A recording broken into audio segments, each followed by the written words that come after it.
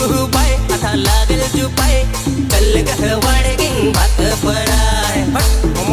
वाकी टिक्की कुहुबाय आता लागल जुपाय चल गह वाडगिंग भात पडाय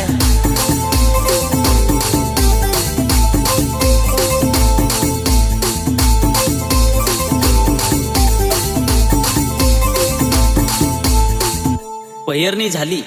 पण पाणी मध्येच गेला मग माणसाच काय पाखरा हो पाणी वाहरत तो अखरात आरडून कुवा बंग बेलकडे सांग पाणी आला राग